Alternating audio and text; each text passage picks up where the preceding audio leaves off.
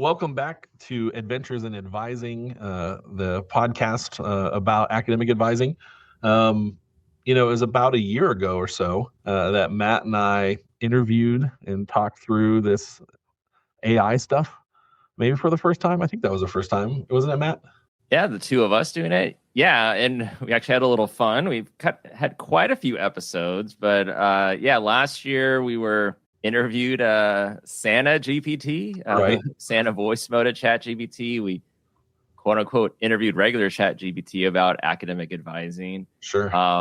But yeah, we've had various episodes about AI platforms, including NotebookLM. Yeah, and we thought it might be interesting to revisit, given what we know and what we've learned over the year, talking about AI, talking to AI, thinking through that. We thought we might test the product again, so to speak, and give it a couple of episodes of the podcast to develop its deep dive podcast about. And that's a little bit meta for me, a podcast about podcasts. But it did provide an interesting way to think about not only what we're doing here, but what AI products can do to help academic advisors.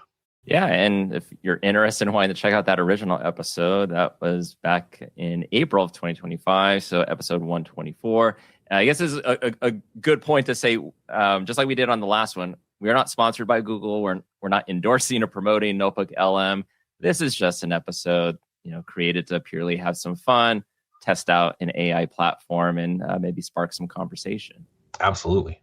And if you're like, what is NotebookLM? So just to give a little bit of context, Google's NotebookLM, in a way, you can turn materials. So like if you're a student, course materials, maybe as an advisor, articles, and you can kind of create personalized learning companions. So you can upload articles from different readings, lecture slides, notes, research sources, YouTube links, podcast episodes, and generate summaries, study guides, flashcards, visual overviews, but also, like Ryan was saying, some audio AI podcast episode. And also, since mid-2025, they also have like their an extra thing, like a video overview, where you can generate narrated slideshow style videos. Yeah, it's the it's like your friend who can talk through any of the sources that you give it to think about and to learn about and to evaluate. And the deep dive is what they choose to call the podcast output of NotebookLM. So for this, we decided let's pick two random episodes, different topics. So we ended up picking episode 92 of this podcast, titled Reducing Barriers Through Connection and Engagement. That one had Dr. Dana Zahorik from Fox Valley Technical College, and Dana talked about the creation of their CARES, purpose-driving advising, and kind of what that means to educators and the student experience. And then we also fed NotebookLM the podcast link for episode 136, titled Trust, Tech, and Teaching, Integrity at Stake. And that was with Dr. Jamie Kothra, who's a lecturer at University College London. And that one focused on trust and its role in higher ed, staff training around generative AI. So two very different topics. And we kind of want to see, how does this deep dive for this AI podcast through NotebookLM, what do they say about each of these episodes and the topics? And also, will they somehow connect the two? So let's go ahead and play it. It's about a little over 15 minutes, and then we'll come back and kind of deep dive into the deep dive, I guess. There you go. Welcome to the deep dive. Today, we're looking at this massive dual challenge facing modern higher education. It really is. The sources we're analyzing show that institutions just can't expect students to show up college-ready anymore. I mean, that whole model is basically dead. Right. The mandate now is for the institution itself to become student-ready. Which means fundamentally redesigning everything to meet learners where they are. And all of this is happening at the same time as this, radical technological change from generative AI. It's essentially a two-front war for the modern university. And our mission today is to give you a kind of blueprint for navigating both of those fronts. Okay, so what's the plan? Well, on one front, you need these practical, systematic models for proactive support, for retention, making sure students actually stay and succeed. And on the other? On the other, you have this core philosophical challenge, mostly driven by AI, that questions the very nature of academic integrity. The foundation of trust, really.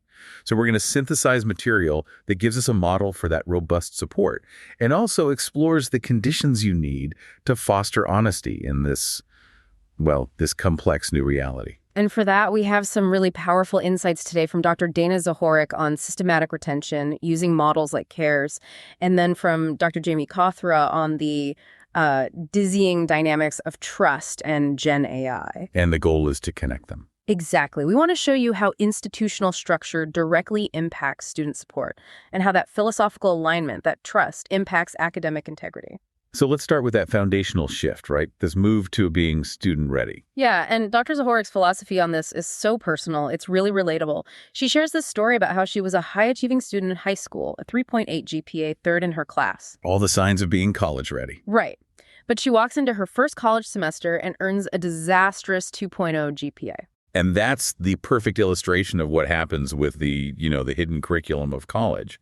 She wasn't deficient. She was just using high school habits. Like studying the night before, cramming. Exactly. Reading chapters right before class. And those habits are just totally inadequate for college-level work. But the critical moment wasn't her failure. It was the intervention. Her faculty advisor actually stepped in, asked how she studied. Not just if she studied. Precisely. And that advisor helped her enroll in a college success class. She went from that 2.0 all the way back up to a 3.65 the very next semester.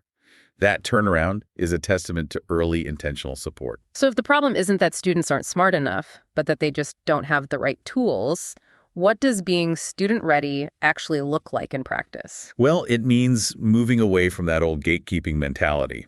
Historically, institutions assumed that certain metrics, high scores on the ACT or placement tests, guaranteed readiness. And if you didn't meet them? The message was, you're not ready, so you can't come in.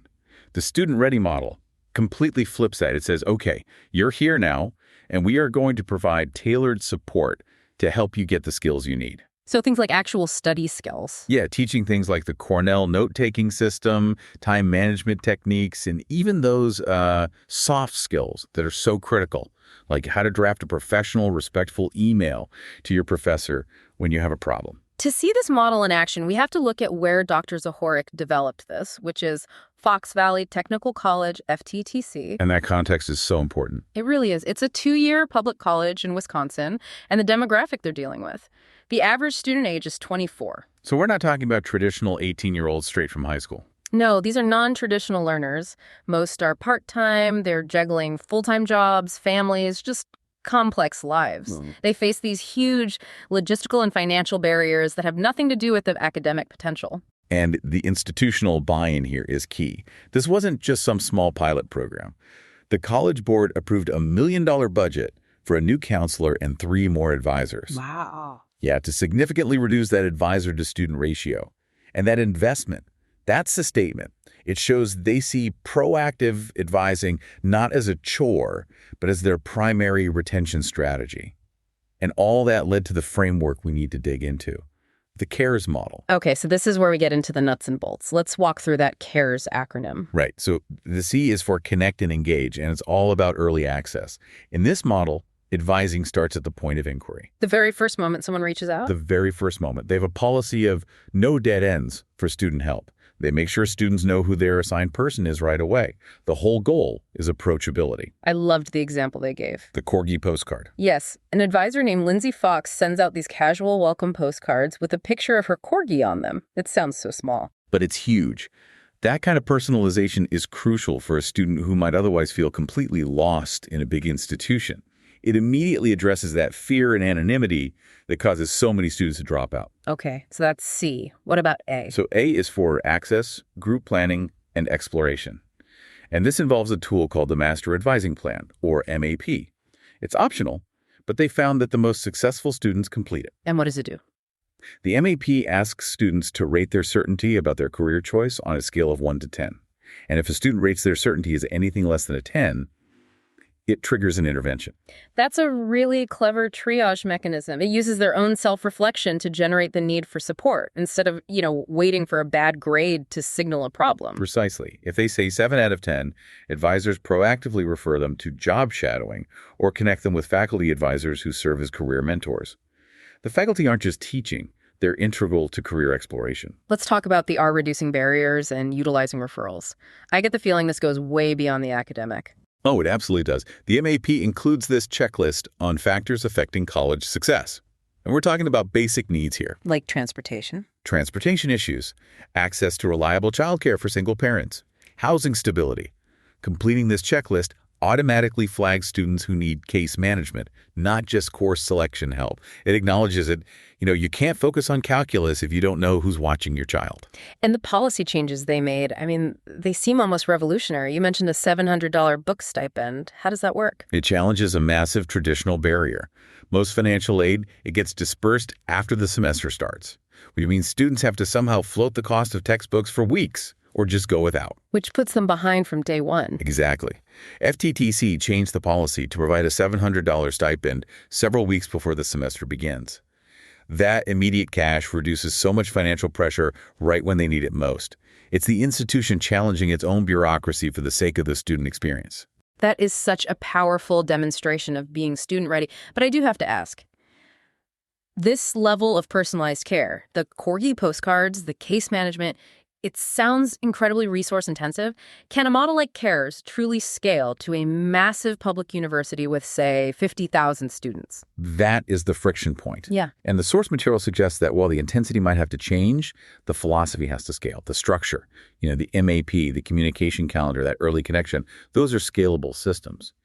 The personalization then relies more on technology and intentional training, maybe, rather than just small numbers. But the core idea has to remain. The institution has to show it cares enough to see the student as a whole person. So what comes next in the acronym? That brings us to E, engaging early on. 2 weeks before the semester even starts, advisors are sending out notes just asking students what they need help with. And they also created something called Tech Fest. Tech Fest. Yeah, it's an in-person event to help students troubleshoot all the common tech issues. Logging into the learning system, dealing with online testing software. Addressing that tech hurdle early just dramatically reduces anxiety. And finally, the S. S is for student engagement and completion. This is a systematic communication calendar using different methods. They found texting works especially well to stay connected all semester. And they use a check-in, check-out model with an advisor for the whole registration process so students feel supported from start to finish. It's not just, here's your schedule, good luck. Not at all. And what I found most inspiring was the emphasis on collaboration. It's not just the advising department.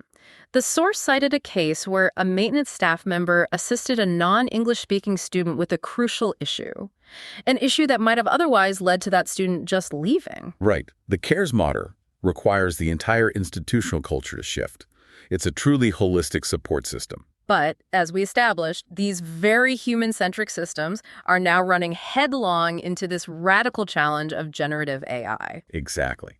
How does this culture of trust and support hold up when the very nature of academic honesty is being challenged? And for that, we have to turn to Dr. Jamie Cothra's research. And his focus is on trust in higher education. Yes. Dr. Cothra's work, which includes research at places like the University of York and Maastricht University, really forces us to redefine what we mean by trust in an academic setting. He notes that true trust, it doesn't rely on oversight. It's not about checking security cameras or demanding a receipt. No, it relies on shared values. When your values align, that oversight becomes secondary because there's a mutual expectation of ethical behavior. So if you apply that to a campus, it means students trust staff if they feel there's a genuine stake in their well-being, not just in their tuition check. And conversely, staff trust students if they perceive a keen sense of integrity and curiosity, a real desire to learn, not just get a degree as a rubber stamp. And Cothra points out that in those close one-on-one relationships like advising, clashes in values are much more damaging. And that fragility has just been magnified by generative AI. Tenfold. Dr. Cothra, he lectures with University College London's ARENA team, and he's deeply involved in training staff on GenAI. And he noted the sheer dizzying speed of the change. How fast are we talking? He mentioned having to completely rewrite training slides he'd made in September, less than a year later, The technology is just moving faster than any policy could possibly keep up with. And students are all over it. The Higher Education Policy Institute UK survey confirmed that 92% of students have at least tried using GenAI tools. But here's the kicker. This is the critical ambiguity, right? Yes.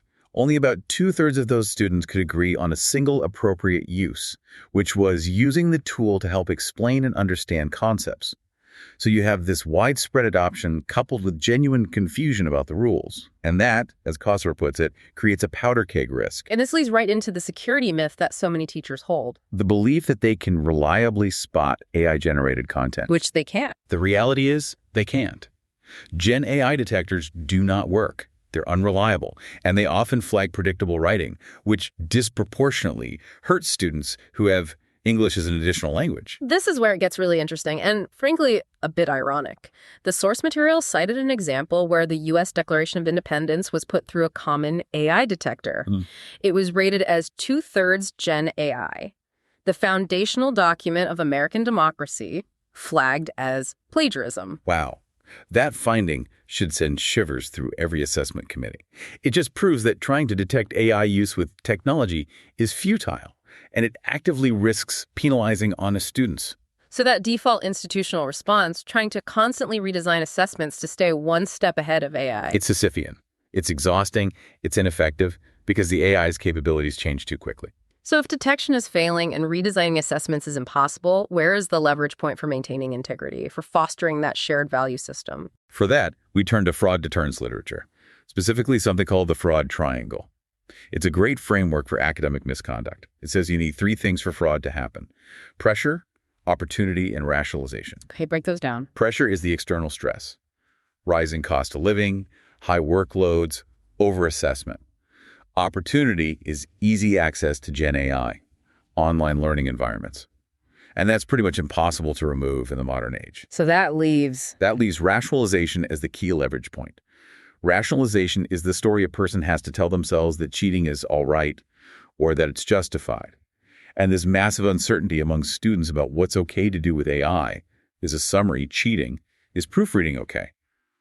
That creates a huge void in the rationalization process. So the solution isn't to block the tools, it's to redefine the boundaries of those shared values. Exactly.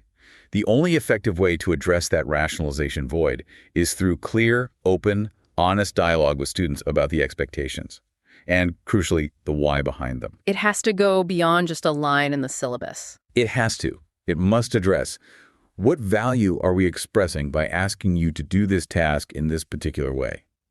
If an institution can't clearly explain why honesty matters in a specific context, students will rationalize using the AI. And if we bring these two big ideas together, the CARES model and the fraud triangle, you see this fascinating interplay. You do.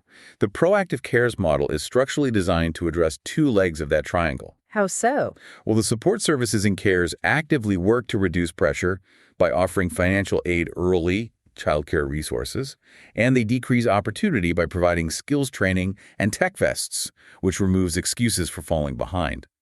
But this new Gen AI challenge, it demands that institutions triple down on the shared values to address the rationalization side directly. It all comes back to continuous proactive engagement.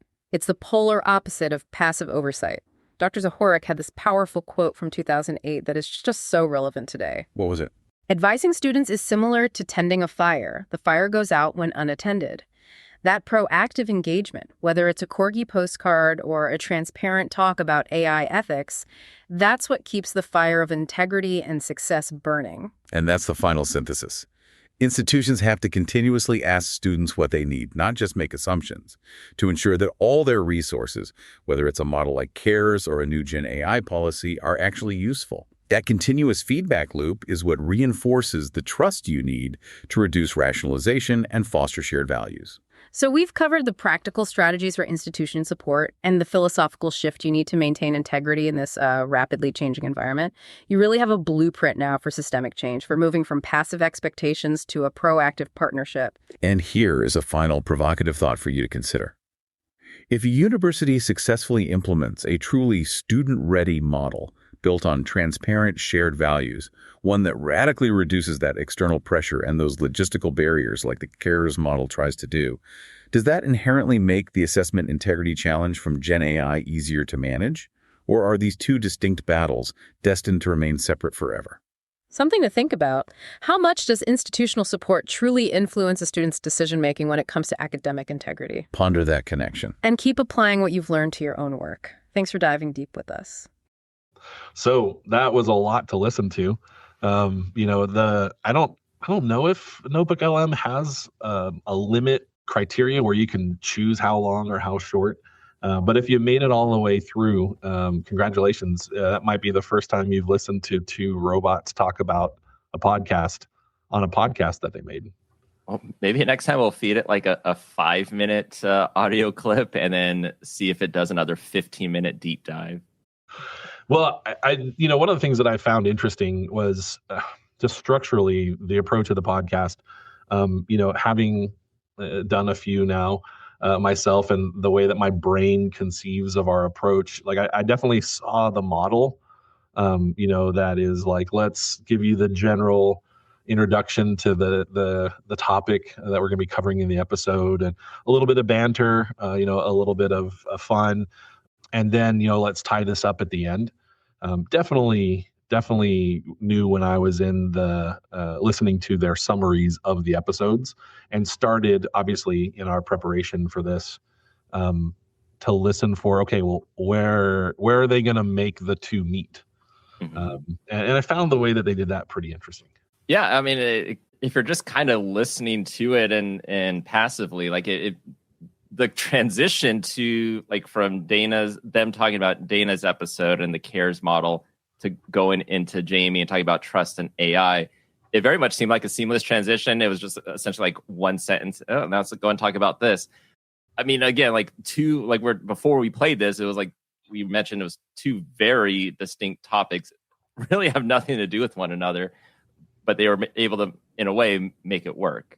Yeah, I guess I was also, I don't know if my expectations were too low, but last time we did this, it was PDFs. It was journal articles that we fed it.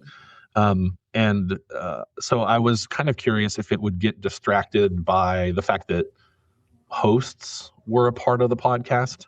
And I found that sort of, I guess, I was proud of it, if that's the right way to think of it, that they weren't like, and then there was this Matt person and this Ryan person, It really did a good job of staying away from distracting what I would think of as, identify the data points and make sure you represent the data points. And us as hosts wasn't a part of their deep dive, which makes sense. That we're not the content, even though we were part of the content that it received. Yeah, we were just the ones to kind of guide the conversation. And yeah, the fact that they totally ignored us is absolutely fine. I'm not offended by that. Yeah, I will say I wrote down the sentence, the transition sentence, because that was something I was waiting for. And they, whichever voice said, these very human-centric systems are running headlong into artificial intelligence technologies. And I was like, sometimes when interacting with AIs, I feel like, the prompt or the expectation is only part of the equation. It's only part of the algorithm. And there was some language that was used in the deep dive episode that was generated that was, I would say, pitched. I don't know if I would say hyperbolic or extreme, but they started with like a war on two fronts kind of metaphor, and then these two different things, human focused and then technology focused, headlong, like there was this competition or this conflict. I found that kind of interesting. And then, I mean, towards the end, when they kind of also tried to tie it both topics together, and then tried to say it was like a continuous feedback loop where you're really trying to, what are the student needs? Can students trust you and all of that? So, yeah, I mean, I found it interesting. I thought it was a unique way for it to try to connect both the topics. But yeah, this was just a way for us to like, let's throw a couple random links, a couple random podcast episodes, and let's see what it does. But I thought overall, structurally, how it went, I mean, if I was a student and it was like, I don't want to listen to this episode, or I do, but now I want to get a refresh of it. I thought for them to go one by one on each episode and what they talked about, and then listening back to the actual episodes, I was like, it was pretty accurate. Yeah.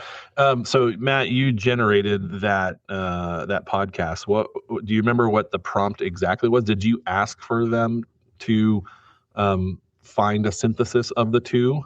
I don't think I did. I think I literally just uploaded, copy and pasted both the links and then hit the generate audio. So you didn't provide any additional prompting for what the product should be? No. Interesting. Well, I'm kind of curious from your read of it, what I found also, I think worth actually picking apart.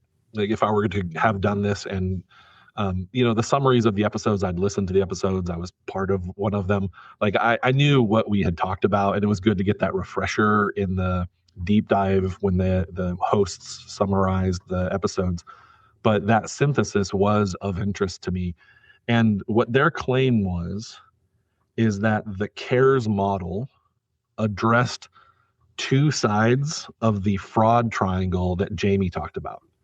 That they found, it's so strange to talk about it like this, they found essentially a way of mitigating the rise of untrustworthy activity with AI using the CARES model that Dana had developed at Fox Valley Technical, in which I was like, I think I might have to look at that a little bit more to see if that really makes sense. Like, Sure. They didn't spend a lot of time justifying that synthesis, that claim that the CARES model addressed two of the three sides of the fraud triangle.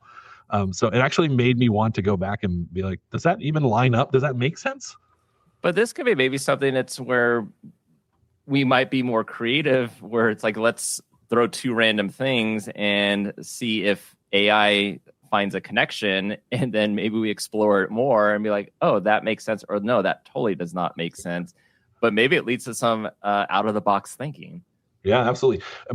I'll reveal a little bit for our followers on the podcast. One of my Clifton Strengths Quest strengths themes is connectedness. My brain always tries to find connections between two things, even if they're not specifically related. Seeing patterns maybe where there aren't patterns.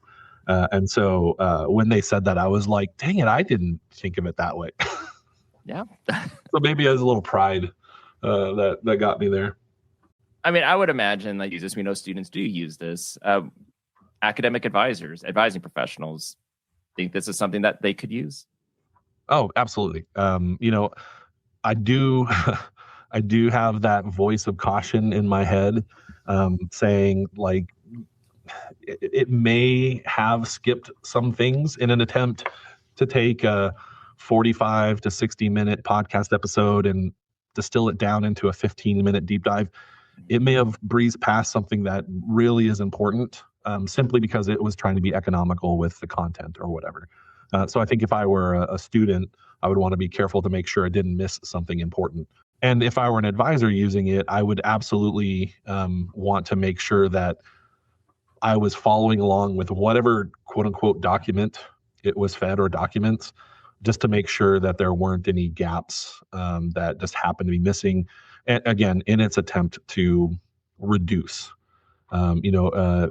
People talk all the time about being reductionist and how, oversimplifying things is where we can end up making mistakes. So I think that that's one of the concerns. But to be honest, again, in full disclosure, when the deep dive hosts took CARES and paired it with the fraud triangle that Jamie had talked about, I had the same feeling in my head as when I was at an annual conference and Peter Hagen was sort of presenting his ideas of the continuum in the narratives we tell about higher ed.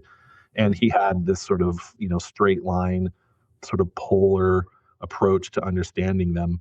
And then he combined them and made a matrix. And in my brain, I was like, that's amazing. And I had a similar feeling when it took CARES and the fraud triangle and paired them up. And I thought I think that's valuable. Yeah.